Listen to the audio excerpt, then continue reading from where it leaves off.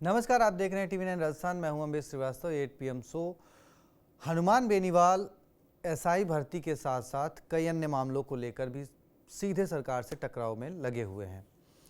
जोजरी नदी को लेकर काफ़ी दिनों से आवाज़ उठ रही थी, कई संस्थाओं ने आवाज़ उठाई। बीते दिनों रविंद्र सिंह भाटी भी धरने पर बैठे। उधर आरएलपी के कई कार्यकर्ता बैठे जिनकी गिरफ्तारियां हुई, लेकिन 17 अगस्त को हनुमान बेनीवाल ने बाकायदा ऐलान करके बाड़मेर का रुख किया, धरने पर बैठे। उसके बाद उनके साथ हजारों की संख्या में समर्थक जुटे और सरकार को आखिरकार प्रशासन को उनके आगे झुकना पड़ा और उनकी मांगें माननी पड़ी।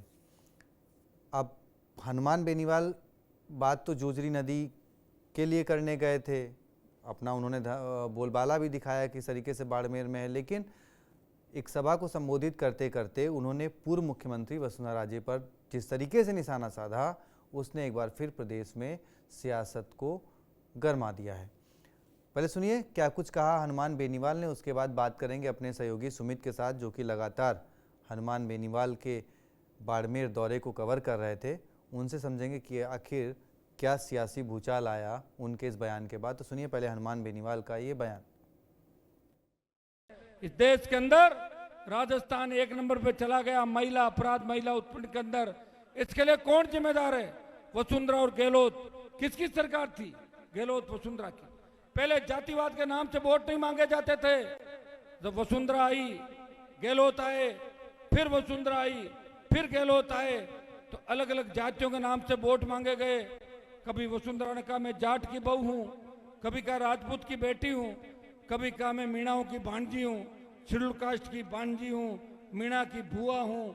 कहीं बावरी समाज की बहन बन गई, तो कहीं रेवारण बन गई, कहीं बंजारण, कहीं गुजर समाज।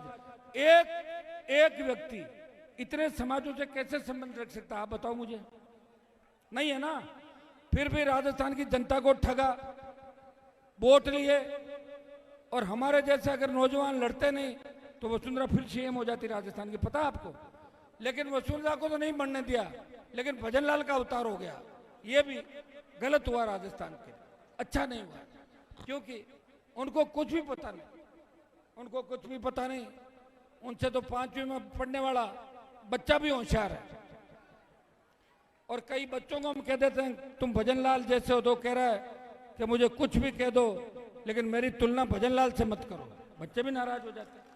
तो भाई ऐसा मुख्यमंत्री इस राजस्थान को देखने को मिलेगा, मैंने तो कभी सपने में नहीं सोचा। और बीजेपी को उन तमाम नेताओं को राजनीति छोड़नी चाहिए जो पोस्टर पे बड़ी बड़ी फोटो लगा के अपने आप को सीएम का दावेदार कह रहे थे। कहां गए वो सीएम के दावेदार? वो तो भजनलाल के घर पे बाहर खड़े रहते हैं टाइम मांगते हुए और ट्रांसफर पोस्टिंग के लिए। कितने बड़े अपमानित हो रहे हैं। कम से कम मैं अपमानित तो नहीं हो रहा हूं, मेरी बात तो खुले में कह रहा हूं। और भाइयों, मैं जब लड़ा सबसे, तो जब लड़ेगा तो तकलीफ तो पड़ेगी, सरकार से लड़ेंगे। तो मेरे पास कोई ईडी सीबीआई आने की जगह नहीं थी। सरकार के लोग पलाश लेके आए और खंबे से मेरा तार काट के चले गए। ये जरूर किया था, ये देखा होगा आप लोगों ने। पैसा भी ले लिया, बाहर से चोरी छुपे कनेक्शन काट दिया। लेकिन मैंने भी सब मंत्री विधायकों के कनेक्शन वापस सही कराए, सारा पैसा जमा कराया। और मेरा कनेक्शन भजनलाल ने काटा है, मैं भजनलाल का कनेक्शन काट दूंगा, इतना विश्वास मैं आपको दिलाता हूं। आज तक तो समय जरूर लगा है, समय जरूर लगा है, लेकिन जीत हमारी हुई, क्योंकि हम एक से चले थे और लोग लाखों के साथ आए थे। हमारा सिंबल तो आपने तैयार किया। एसआई भर्ती को लेकर 120 दिनों का धरना, उधर अब जोजरी को लेकर जो आंदोलन हनुमान बेनीवाल ने किया, वो कैसा उसका नतीजा आने वाले दिनों में देखने को मिलेगा। लेकिन जिस तरीके से उन्होंने पूर्व मुख्यमंत्री और मौजूदा मुख्यमंत्री पर निशाना साधा है, हाँ, उससे राजस्थान की वर्तमान सियासत जरूर गर्मा गई है। हमारे सहयोगी सुमित हमारे साथ जुड़ गए हैं। सुमित, बहुत बहुत स्वागत है। देखिए, हाँ, एक बार फिर उन्होंने, खैर वो तो वसुंधरा राजे जी पर तो उनकी खैर टिप्पणियाँ बहुत पहले से ही इस तरीके से रही हैं, चाहे वो अशोक गहलोत जी रहे हों, चाहे वसुंधरा राजे जी रहे हों, वो बोलते रहते हैं। भाई वो 2 बार की मुख्यमंत्री रह चुकी हैं, तो अब जरूरी थोड़ी है कि वो एक ही जाति का अपने आप को नेता शो करेंगी। वो कहेंगे कि हाँ भाई वो 36 कौम की नेता हैं। आखिर हनुमान बेनीवाल जी को उनके इस कहने से दिक्कत क्या है? देखिए, राजस्थान में जातिगत राजनीति हमेशा हावी रहती है। उस अनुसार जो है टिकट का वितरण भी किया जाता है। बिल्कुल आप सही कह रहे हैं, क्योंकि पूर्व मुख्यमंत्री अशोक गहलोत और पूर्व मुख्यमंत्री वसुंधरा राजे दोनों के ही सत्ता में रहते हुए या बिना सत्ता में रहते हुए भी यह बयान देखने को मिले हैं कि वे 36 कौम के नेता है। किसी भी जाति से जो है विशेषकर उनको जो है वर्गीकरण नहीं किया जा सकता, और अपने एक जाति में वे बंद कर जो है अपने आप को नहीं दिखाते हैं, क्योंकि इसका सीधा सीधा नुकसान जो है उनको देखने को मिल सकता है। क्योंकि जब मुख्यमंत्री के दावेदार कोई नेता होता है तो उन्हें 36 कौम के नेता बनकर ही जो है कार्य करना पड़ता है, क्योंकि वह राजस्थान का मुखिया है और इतनी जातियां यहाँ पर है। अगर वह एक जाति के लेकर अगर वे चले और एक जाति से अपने को आपको बताए और प्रतिनिधित्व करने को बताए, तो ऐसे में दूसरी जातियों के वोट और दूसरी जातियों के उन्हीं के पार्टी के जनप्रतिनिधि कहीं ना कहीं जो है उनसे कटे हुए नजर आएंगे। ऐसे में 36 कौम के नेता अपने आप को बताते हैं। देखिए, पूर्व मुख्यमंत्री अशोक गहलोत की अगर पहले बात करें तो कभी भी उनका जातिगत को लेकर विशेष बयान कभी भी नहीं देखने को मिलता है। ऐसा ही कुछ वसुंधरा राजे को देखने को मिलता है, उनके बयानों में देखने को मिलता है। वे कभी भी कोई विशेष जाति को लेकर उनका बयान नहीं देखने को मिला है। ऐसे में जो है लेकिन हनुमान बेनीवाल जो है जाटों की बात करते हुए आए हैं। जिस तरह से वे जाटों के इतिहास की बात करते हैं, हाल ही में उन्होंने जब वे जोजली के आंदोलन के लिए जा रहे थे, उससे पहले जब मीडिया से मुखातिब हुए तो उन्होंने कहा कि 22% जनसंख्या जाटों की राजस्थान में है, लेकिन कभी भी कांग्रेस हो या बीजेपी, जब भी ये कांग्रेस बीजेपी की सरकार आई, कभी भी जाटों को महत्व नहीं दिया गया, उन्हें मुख्यमंत्री नहीं बनाया गया है। सीधा सीधा जो है भाजपा और कांग्रेस पर जाटों को जो है दरकिनार करने का जो है उन्होंने आरोप लगाया है, क्योंकि कहीं ना कहीं हनुमान बेनीवाल की राजनीति हालांकि वो यह कहते हैं कि मैंने सभी समाजों के लिए आवाज उठाई है। वो देखने को भी मिलता है जो कि सब इंस्पेक्टर भर्ती परीक्षा हो या जोजरी वाला मुद्दा हो, सभी समाज के लोग पीड़ित है इस पूरे मामले में और उनके लिए भी आवाज उठा रहे हैं। लेकिन कहीं ना कहीं जातिगत राजनीति भी उनकी जो है राजनीति में दिखाई देती है। किस तरह से विधानसभा चुनाव में उन्होंने जब टिकट बांटे तब जो है अपने क्षेत्र में जाटों को महत्व उन्होंने दिया है, और जिस तरह से पूर्व में भी उनके पार्टी से जो विधायक रहे हैं उनमें किस तरह से जो है जाट भी रहे हैं, ज्यादातर उनके भाई भी रहे हैं। तो कहीं ना कहीं जो है जातिगत राजनीति, हालांकि हनुमान बेनीवाल आरोप लगा रहे हैं, लेकिन दोनों ही जो मुखिया है रहे हैं, पहले मुख्यमंत्री रहे हैं, उनमें कभी जातिगत को लेकर इतना कोई बड़ा बयान देखने को नहीं मिला है। जी बिल्कुल, देखिए मैं अभी खैर उस पर अभी आऊँगा मैं कि भाई कैसे जो जातिगत नेता बने वो राजस्थान में कभी मुख्यमंत्री नहीं बन पाए। और इसका सबसे बड़ा उदाहरण है आपका परसराम मदेरणा जी। जाटों के बड़े नेता थे उस वक्त, कांग्रेस 156 सीटें जीत के आई थी, लेकिन उसके बावजूद भी वो मुख्यमंत्री नहीं बन पाए। ठीक है, उसके बाद देखिए सचिन पायलट 2014 से लेकर 2018 तक, लेकिन उनके आगे जो एक तमगा लगा गुर्जर नेता का, वो कहीं ना कहीं उनके एक आड़े हाथों आ गया।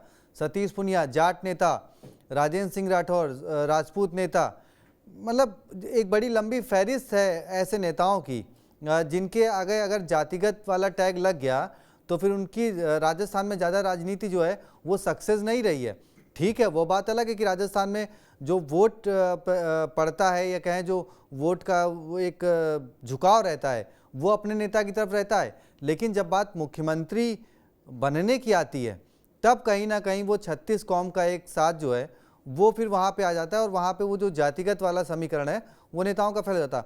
खैर, आप मुझे ये बताएं, हनुमान बेनीवाल का जो बाड़मेर गए, जो उन्होंने एक अपना जलवा दिखाया जो तस्वीरों में देख कर लग रहा है, क्योंकि देखिए अब इसको रविंद्र सिंह भाटी ने भी जोजरी को लेकर मामला उठाया था, उससे पहले कई और सामाजिक कार्यकर्ताओं ने भी इस चीज़ को आवाज़ उठाई थी, लेकिन वो एक अलख नहीं जग पाई थी जो हनुमान बेनीवाल गए और उन्होंने जो जगाई, और शायद उनको भरोसा भी मिल गया, आश्वासन भी मिल गया है।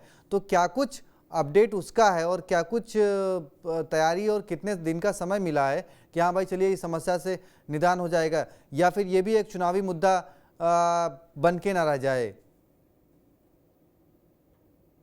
देखिए, ये पूरा जो जोजरी का मुद्दा है, यह एक गांव से शुरुआत हुई थी। पहले यह मुद्दा इतना बड़ा नहीं बन पाया क्योंकि जो फैक्ट्रियों का जो गंदा पानी है, देखिए मुख्य बात समस्या यह नहीं है कि फैक्ट्रियों से जो है गंदा पानी आ रहा है या अवैध फैक्ट्रियां है वो गंदा पानी छोड़ रही है। मुख्य मुद्दा यह है कि जो वैध फैक्ट्रियां है, क्योंकि इसका कोई नापने का पैरामीटर नहीं है, पानी जो निष्कासित फैक्ट्रियों से होता है उसका, तो ऐसे में ये जो वैध फैक्ट्रियां है उसमें से जो अवैध पानी आ रहा है उसके कारण इस तरह की समस्या पैदा हो रही है। और पहले ये मुद्दा जो है एक गांव तक सीमित था, इसलिए इतना बड़ा मुद्दा नहीं बन पाया था। लेकिन पिछले 1 साल से जो है ये मुद्दा है, धीरे धीरे एक गांव से फैलता हुआ 2 गांव, 10 गांव, 20 गांव, 50 गांव, यहाँ तक कि अब 3 से 4 जिले इससे प्रभावित हुए। पहले कभी यह देखा जाता था कि पाली का क्षेत्र जो है जहाँ पे सबसे ज्यादा फैक्ट्रियां हुआ करती थी, वहां पे यह समस्या देखी जाती थी। लेकिन पाली में इसको नियम को लेकर बैन को फैक्ट्रियों को बैन कर दिया गया। इसके बाद में ये पाली की सीमा क्षेत्र से बाहर आ गई, जोधपुर के अंदर। इसके बाद में लूनी क्षेत्र में यह समस्या देखने को मिली और लूनी गांव से ये फैलती फैलती फैलती 3 जिलों में यह समस्या हो गई है। मुख्यतः 3 जिले जोधपुर, बालोतरा, बाड़मेर, जहां से ये जोजी नदी जाती है। अब जब मानसून आया इस बार तो पानी का फ्लो बढ़ गया, और पानी जब जोजी नदी फ्लो में बहती है मानसून के कारण और पानी आगे से आता है, तो ऐसे में रासायनिक पानी का बहाव तेज हो गया। और जो पानी है वो इसको जो नदी के पास में स्कूल है, घर है, गांव में बने हुए खेत है, सभी में ये पानी फैल गया और लाखों हेक्टेयर भूमि जो है बंजर हो गई, लाखों पेड़ जल गए, वन्य जीव मर गए। ऐसे में यह ग्रामीणों की समस्या है। देखिए, हनुमान बेनीवाल ने इसको लेकर आवाज उठाई है क्योंकि यह पानी बाड़मेर तक पहुंच चुका है, बालोतरा पार करते हुए। ऐसे में जो है जहां से बाड़मेर जिले से रविंद्र सिंह भाटी आते हैं, विधानसभा क्षेत्र लोकसभा का चुनाव भी उन्होंने लड़ा है, तो इसको लेकर जो है मुद्दा उठाया उन्होंने।